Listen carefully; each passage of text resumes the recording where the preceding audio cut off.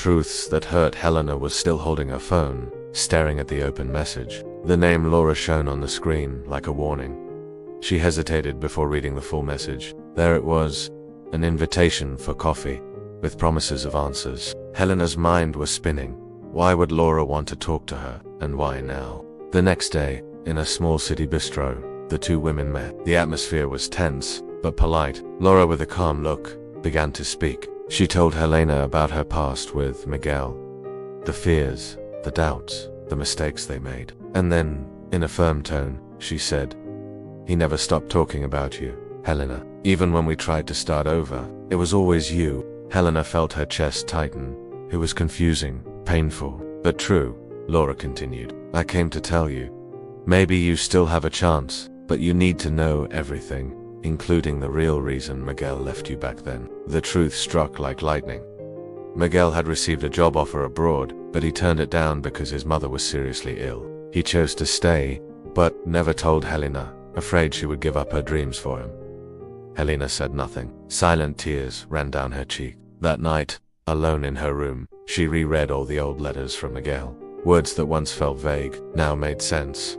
She realized she might still love him, but after so many hidden truths, could love still be strong enough to begin again? Letters never sent. The next morning, Helena couldn't sleep. Her mind replayed Laura's words over and over again.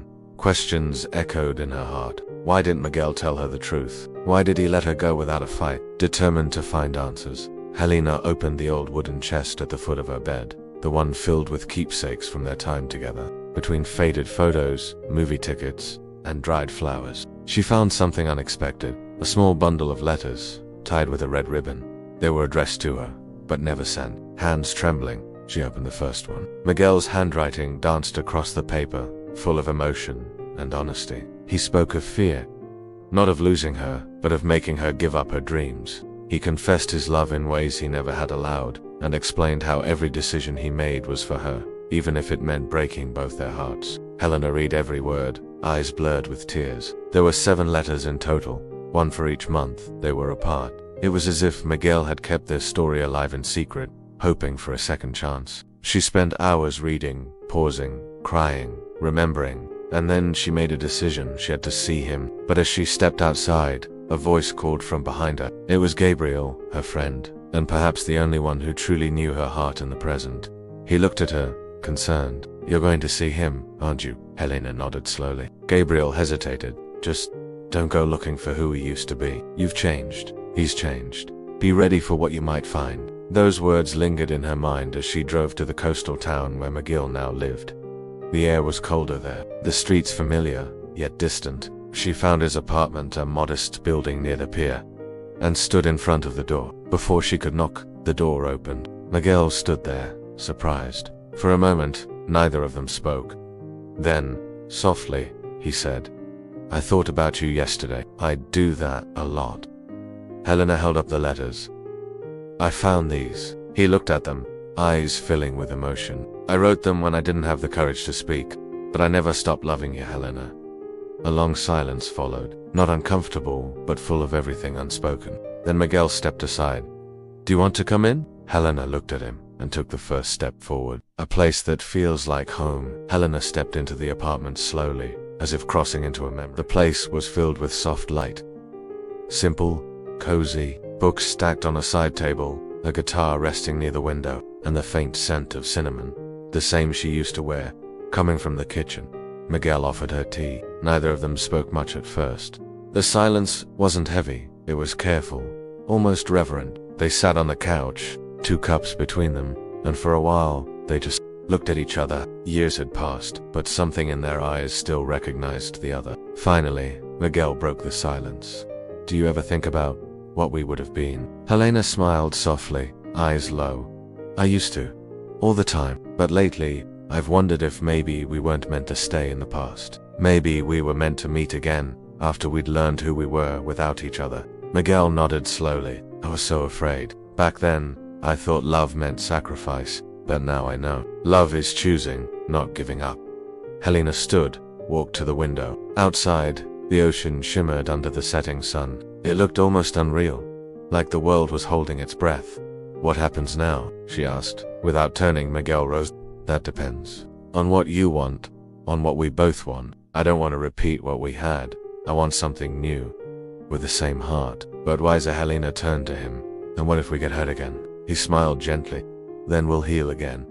Together this time. She stepped closer. The air between them felt charged with hope, with fear, with everything they never got to live. Suddenly, a sound interrupted them. A knock at the door. Miguel hesitated, then opened it. Gabriel stood there.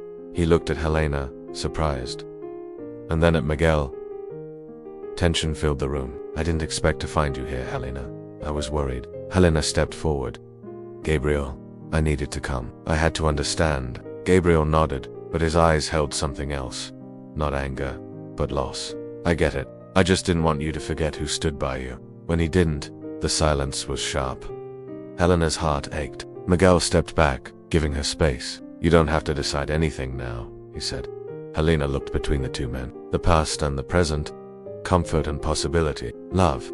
And maybe something more. She didn't answer. Not yet. Because sometimes the heart needs silence before it chooses. The choice that changed everything. The night was long. Helena walked through the quiet streets of the city, the echoes of her thoughts louder than any sound. Every word, every glance from Miguel and Gabriel played over and over like scenes from two different lives she could live. Back in her apartment, the silence wrapped around her. Gigi, her little dog, curled up on the couch, sensing her unease. She sat beside him, staring at the envelope Miguel had given her before she left.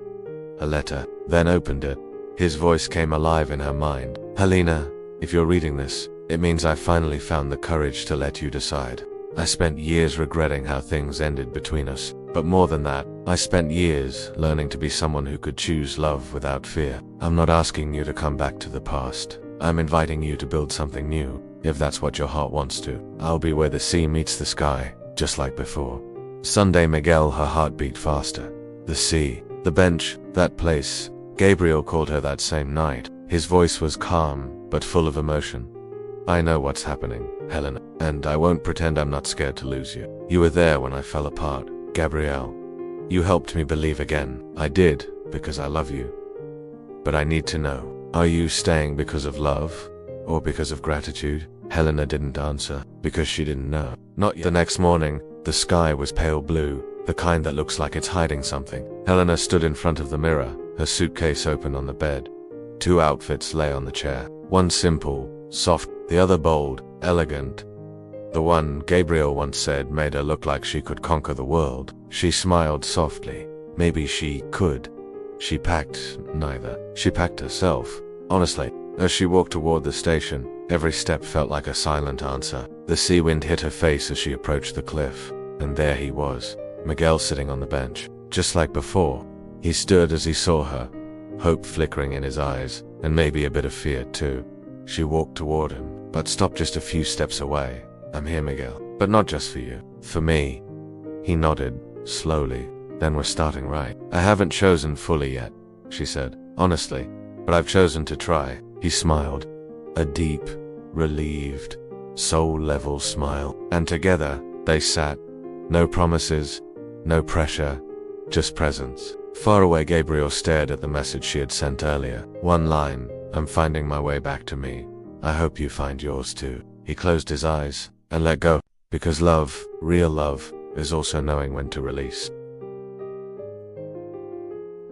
The beginning of everything, the wind carried the scent of salt and memories. Helena stood by the sea again.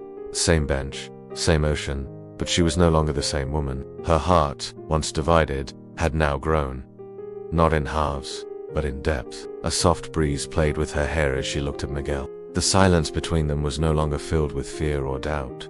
It was peace, and the beauty of unspoken truths. I dreamed of this so many times, he whispered. Me too, but I never imagined it would feel so quiet. That's how you know it's real. Miguel smiled. When the storm ends, and all that's left is stillness. She turned to him. But I also dreamed of a different life, Miguel, a life where I chose me first, where I didn't need love to feel whole. He nodded slowly. And maybe now you can have both. Tears welled up in her eyes. In another part of the city, Gabriel watched the sunrise from the rooftop of his building. He held a cup of coffee, untouched. He read Helena's final message again. I will always be grateful for you. You held me together. Now I'm learning to hold myself. Thank you for loving me enough to let me go. He smiled. bittersweet, and whispered into the morning sky, "Go be happy, Helena, you deserve it." Back at the beach, Miguel gently reached for Helena's hand, but she hesitated. "I came here because I wanted closure, and maybe a beginning, but I don't want to rush. I want to build something real, brick by brick." "Then let's build." "No promises, no promises, just presence, every day." She looked at him, really looked, and for the first time, she saw not just the man she loved, but the man she could walk beside without losing herself. They walked away from the bench, toward the town, two shadows side by side, not perfectly aligned, but walking the same way. And in her heart, a voice whispered, "When love waits, it doesn't wait in silence. It grows, it heals, it prepares, so that when it arrives, it doesn't complete you, it celebrates you." Words appear when love waits. A story of healing, choice, and courage. See you in the next series.